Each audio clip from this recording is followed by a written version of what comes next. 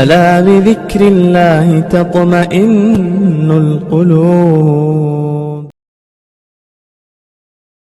کتاب الحقائق میں لکھا ہے کہ حضرت سیدنا آدم علیہ السلام جب دنیا کے اندر اتارے گئے تو وہ اکیلے تھے، مایوس رہتے تھے. حضرت حوا الگ تھی، حضرت آدم الگ تھے.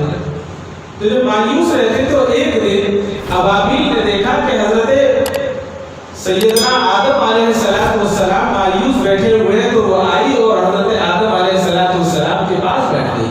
جبکہ کوئی پرندہ حضرت آدم کے پاس نہیں آتا تھا، سب ڈرتے تھے کہ یہ اللہ تعالیٰ ان سے ناراض ہے، یہ اللہ سے بار بار توبہ کر رہے ہیں، اللہ سے گڑ گڑا رہے ہیں. تو ابابیل آ گئی اور آ کر ابابیل بیٹھ گئی. تو اللہ تعالیٰ تو سب جانتے ہیں اور اللہ تعالیٰ جو چاہتے ہیں وہی ہوتا ہے، اللہ نے کچھ چاہا ہوگا. تو اللہ تبارک و تعالیٰ نے ابابیل سے پوچھا کہ تو کیوں بیٹھی ہے آدم کے پاس، تو کس وجہ سے آدم کے پاس بیٹھی. تو پھر اللہ ہی نے اس کے ذہن میں ڈالا ہوگا. چڑیا نے کہا کہ اے اللہ، میں نے دیکھا کہ آدم اکیلا بیٹھا ہوا ہے اور اکیلی ذات تو صرف تیری ہے، تیرے علاوہ دنیا میں کوئی واحد نہیں ہے، اس لیے میں آدم کے پاس آ کر بیٹھ گئی.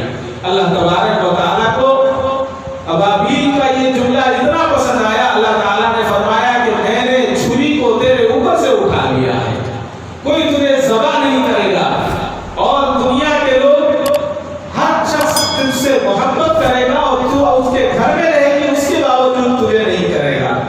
بتائیے کہ ابابیل جو ہے گھروں میں بھی آ کر رہتی ہیں، اڑتی بھی ہیں. اور اتنا ہی نہیں، ابابیل کے تعلق سے تو بڑا عجیب بات حضرت عبدالرحمن صفی رحمۃ اللہ علیہ نے لکھی ہے. ابابیل کے تعلق سے فرماتے ہیں کہ ابابیل قرآن کریم کی تلاوت بھی کرتی ہے. فرمایا کہ لو انزلنا ھذا القرآن علی جبل لرأیتہ، یہ جو آیت ہے ابابیل باہر جب اڑتی ہے تو پڑھتی ہے. اور اتنا ہی نہیں، اور بتایا کہ جب اللہ کا ذکر کرتی ہے العزیز الحکیم کو بہت کھینچ کر پڑھتی ہے اور بڑی سریلی آواز میں پڑھتی ہے اور پھر اڑتی رہتی ہے. معلوم یہ ہوا کہ وحدہ لا شریک جو ہے وہی عبادت کے قابل ہے، اس کے علاوہ کسی کی عبادت نہیں ہے. اگر کسی کی ہم عبادت کرتے ہیں تو وہ عبادت نہیں ہے. اور پھر عبادت بھی کون سی ہونی چاہیے؟